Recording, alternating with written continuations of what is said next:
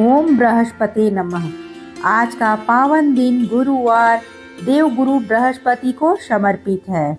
यह व्रत ज्ञान, धर्म, सौभाग्य और गुरु कृपा प्रदान करने वाला माना गया है। जो श्रद्धालु सच्चे मन से इस व्रत की कथा का श्रवण करता है, उसके जीवन से दुख, दरिद्रता और बाधाएं दूर होती हैं। आइए भक्ति भाव से बृहस्पतिवार की व्रत कथा का शुभारंभ करें। प्रतापी राजा की कथा।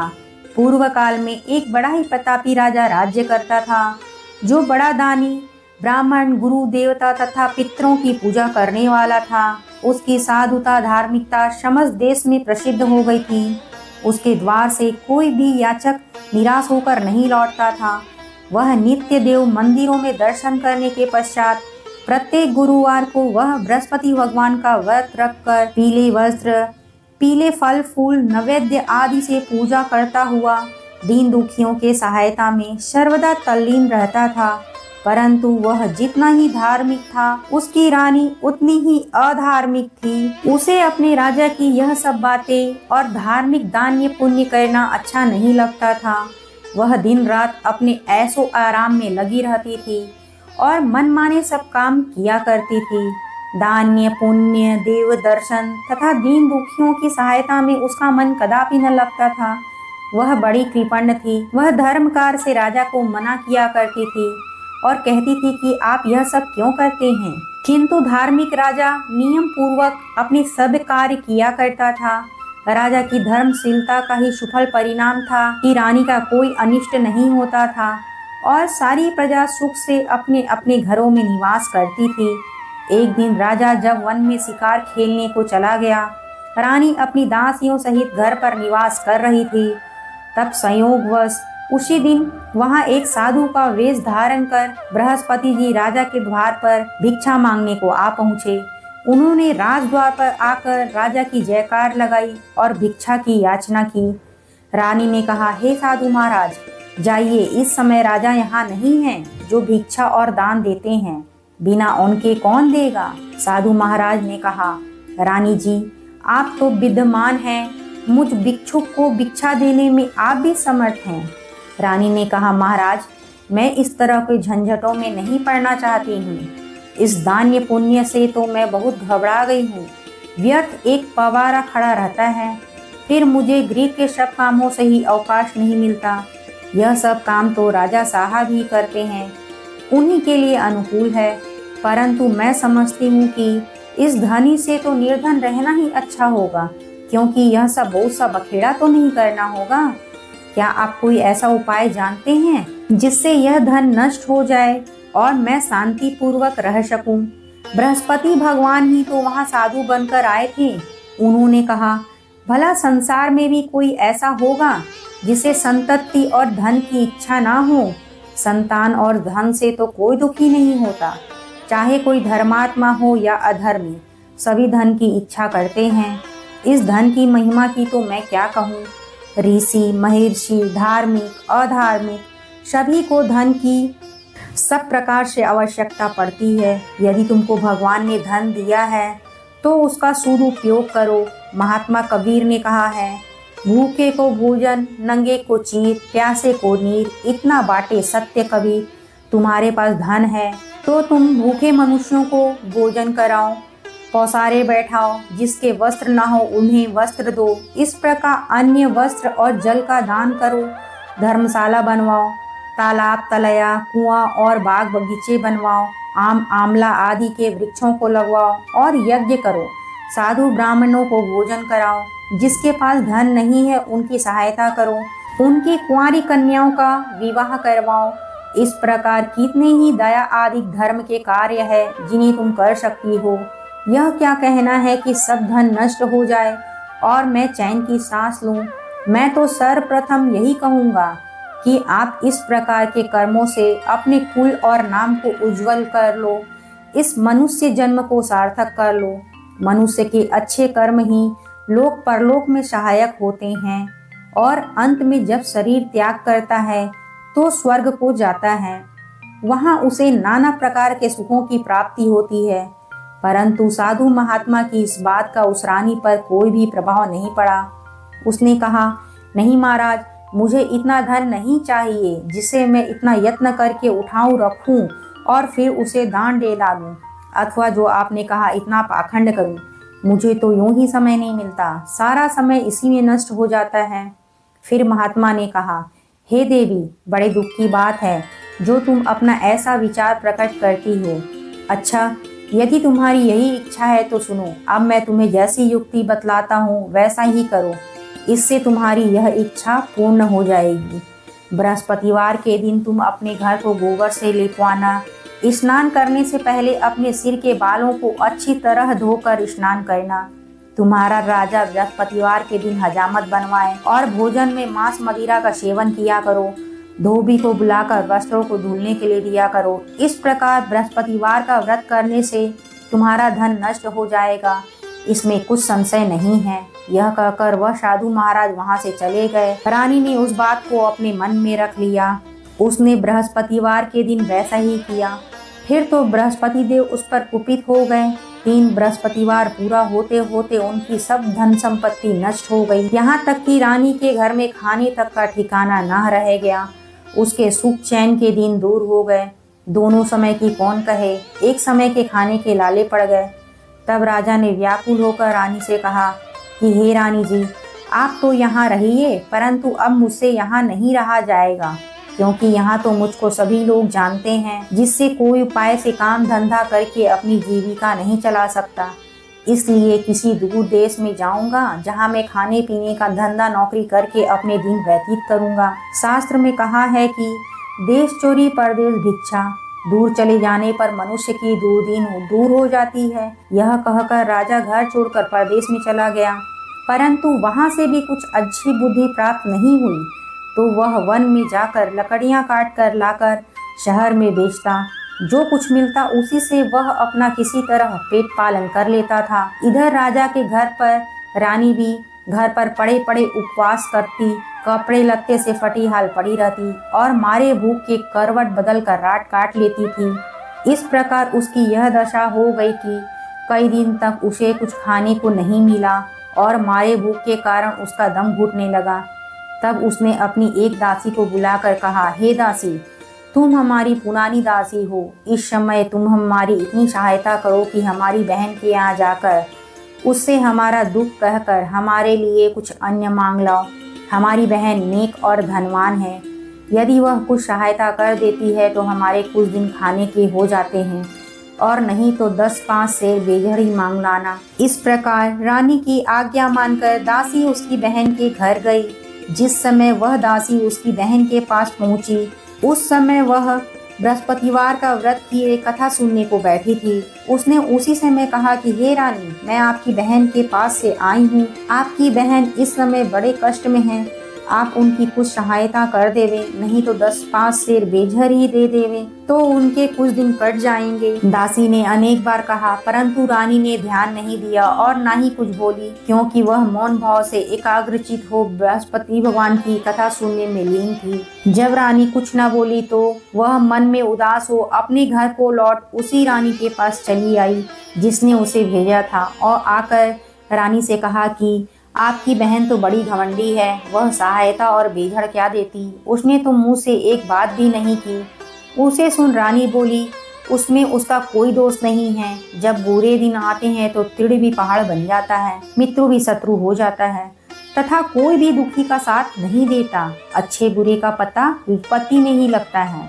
यह सब हमारे भाग्य का दोष है। इधर तो यह बात हुई। उधर जब वह रानी बृहस्पति जी की कथा सुनकर उठी तो उसे ध्यान हुआ कि मेरी बहन की दासी आई थी और व्रत की कथा सुनने में मैंने उनसे कुछ बात भी नहीं की। इस बात को विचार कर वह किंचित शांत रही और जानकर भी भाव भक्ति से सप्रेम विष्णु भगवान का पूजन समाप्त कर वह सीधे अपनी बहन के घर गई और कहा, हे बहन, तुम्हारी दासी मेरे पास गई थी, परंतु मैं बृहस्पतिवार का व्रत किए बैठी थी और मौन भाव से कथा सुन रही थी। उस कथा में जब तक कथा पूरी नहीं हो जाए बोला नहीं जाता है और ना ही वहां से उठा जाता है। इस कारण वह लौट आई और कहा, बहन, उसे आपने मेरे पास किस लिए भेजा था? रानी बोली, बहन मेरे पास अन्य नहीं था। तुम तो जानती हो कि इधर हमारे घर की दशा बड़ी शोचनीय है, इसलिए मैंने दासी को तुम्हारे पास 5 सेर बेझर लेने के लिए ही भेजा था, परंतु वह खाली हाथ लौट आई।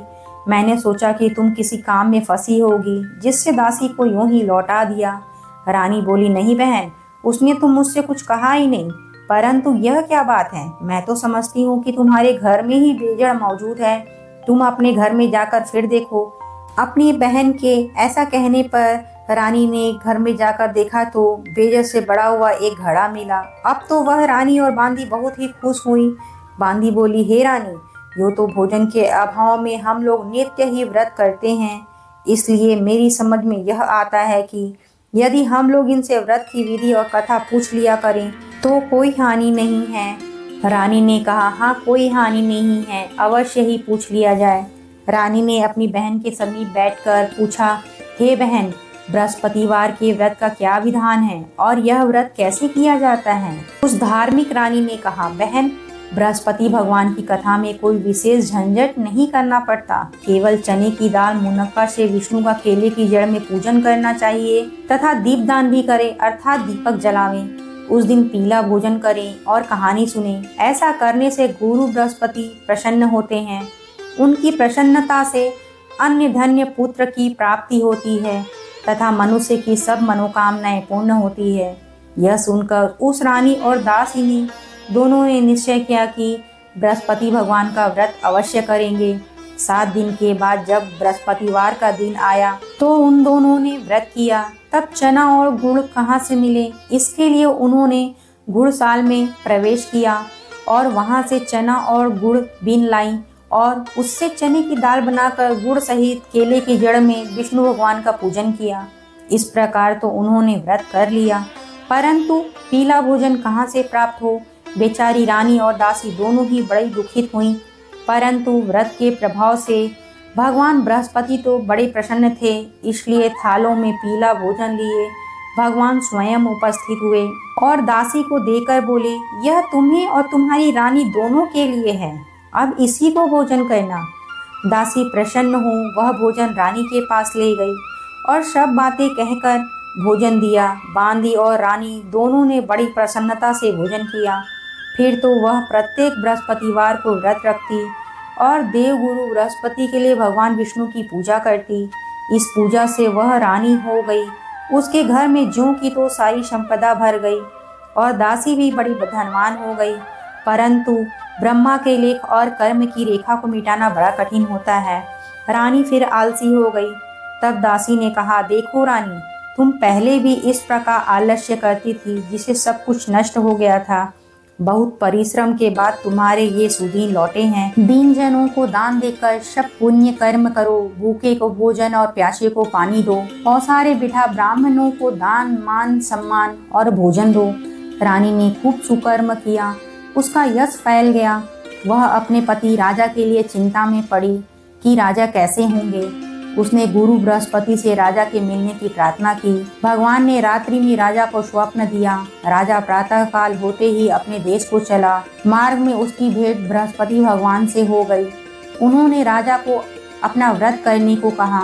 राजा ने कहा, मैं तो लकड़हारे का काम करता हूँ, इतना पैसा कहाँ से पाऊंगा जो यह सब विधि विधान से करूँगा।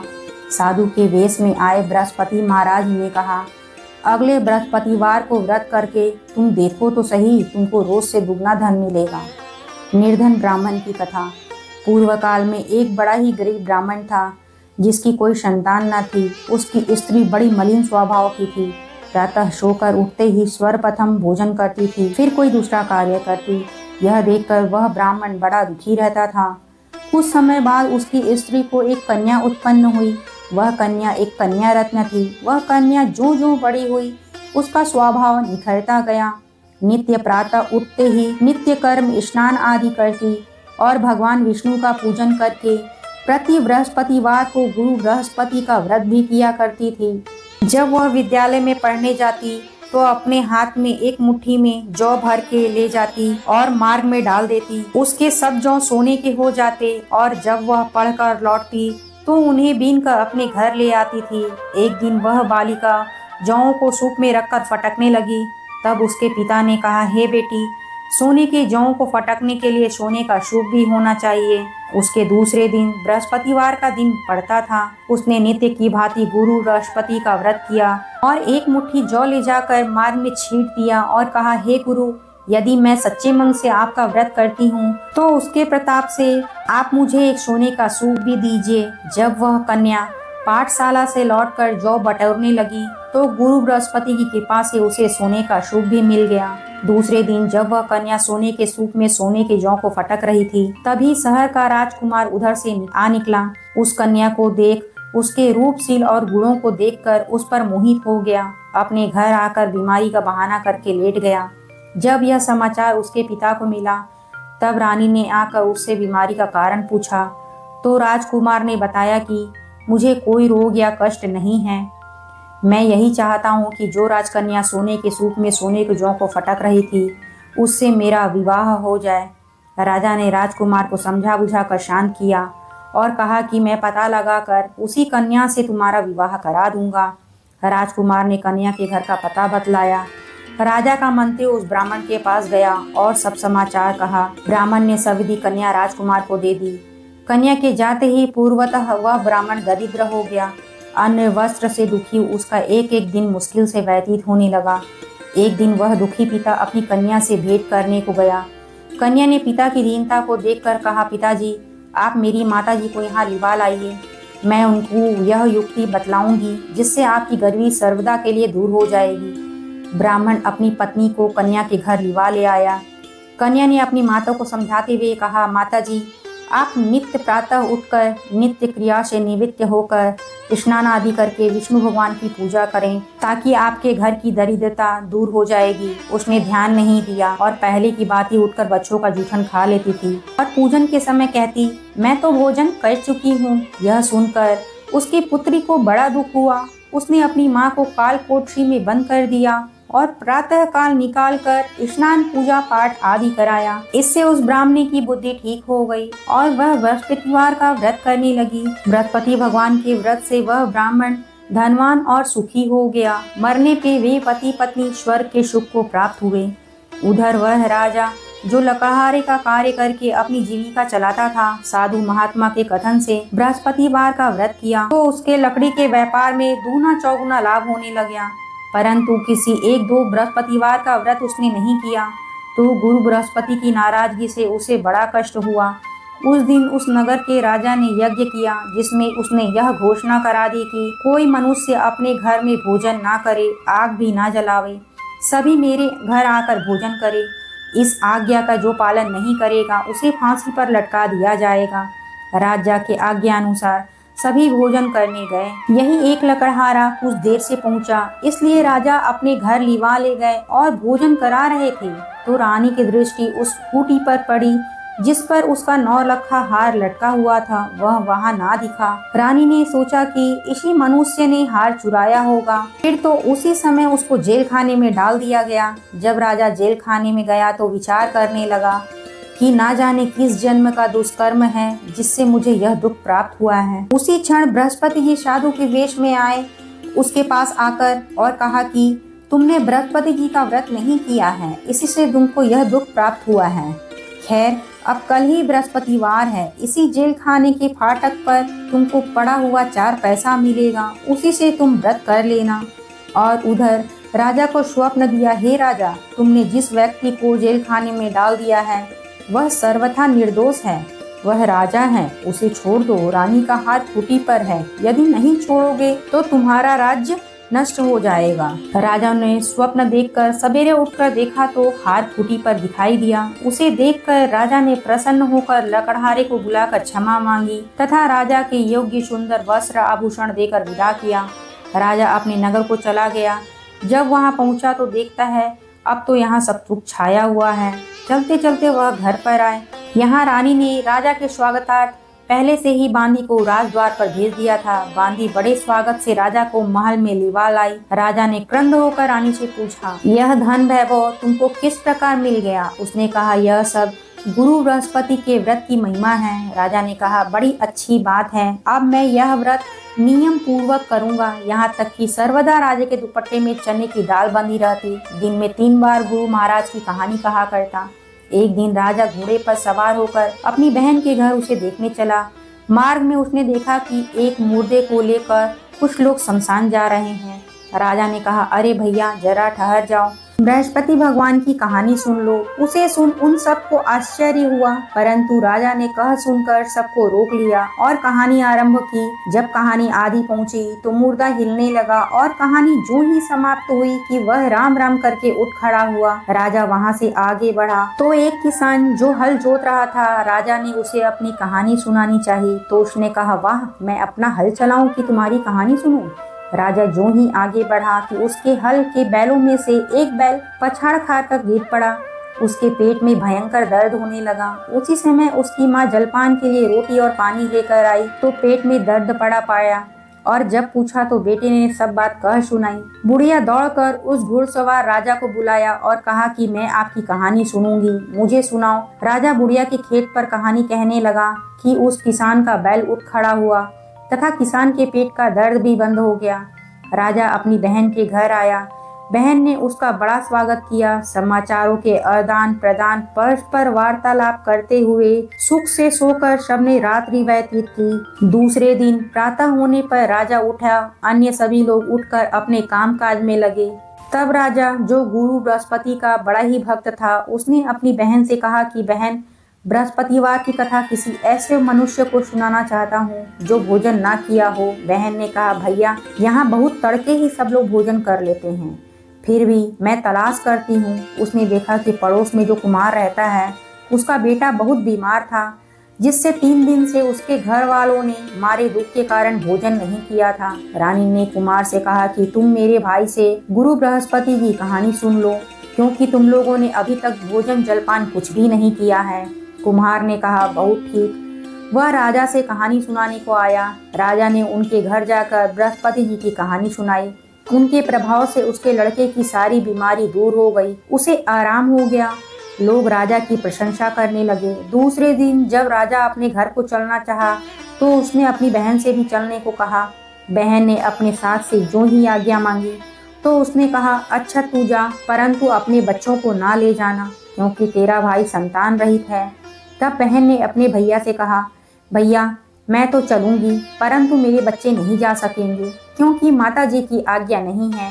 राजा बोला, जब बच्चे ही नहीं जाएंगे तुम ही चलकर क्या करोगी। निदान राजा अपने घर को लौट आया और आकर उसने अपनी रानी से कहा कि मैं संतानहीन हूँ, जिससे लोग मुझसे परहेज करते हैं। रानी ने कहा, घबराइए नहीं, बृहस्पति भगवान की कृपा से हमें भी संतान की प्राप्ति होगी। फिर तो उसी रात्रि में राजा को संतान प्राप्त होने के लिए स्वप्न हुआ। रानी गर्भवती हुई। ठीक 9वें महीने में उसे पुत्र की प्राप्ति हुई। रानी की बहन भी आई।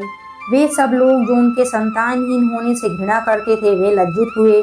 घर आकर खान पान में सम्मिलित हो राजा रानी को बधाई देने लगे। इस प्रकार बृहस्पतिवार का व्रत करने से गुरु बृहस्पति मनुष्य की सभी मनोकामनाओं को पूर्ण कर देते हैं। बोलो बृहस्पति देव भगवान की जय। बोलो माता लक्ष्मी की जय। अब हम सुनेंगे बृहस्पति देव की आरती। ओम जय बृहस्पति देवा स्वामी, जय बृहस्पति देवा। छीन छीन भोग लगाऊं, छीन छीन भोग लगाऊं, कंदली फल मेवा। ओम जय बृहस्पति देवा। तुम पूर्ण परमात्मा, तुम अंतर्यामी हो स्वामी, तुम अंतर्यामी। जगत पिता जगदीश्वर, जगत पिता जगदीश्वर, तुम सबके स्वामी। ओम जय बृहस्पति देवा। चरणामृत निज निर्मल, सब पातक हरता हो स्वामी, सब पातक हरता। सकल मनोरथ दायक, सकल मनोरथ दायक, कृपा करो भरता। ओम जय बृहस्पति देवा। तन मन धन अर्पण करे जो जन शरण पड़े हो स्वामी, जो जन शरण पड़े।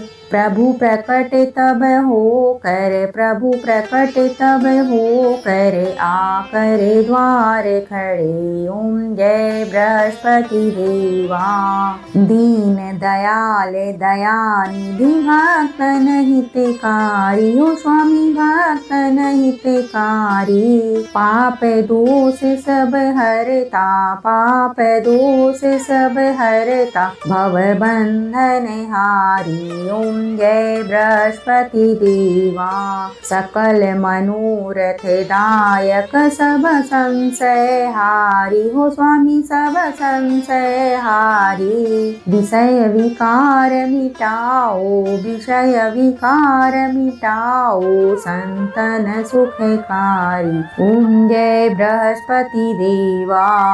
जो कोई आरती तेरी प्रेम सहित गावे ओ स्वामी, प्रेम सहित गावे। ज्येष्ठानंद आनंद करे, सो निश्चय पावे। ओम जय बृहस्पति देवा। बोलो विष्णु भगवान की जय, बोलो माता लक्ष्मी की जय।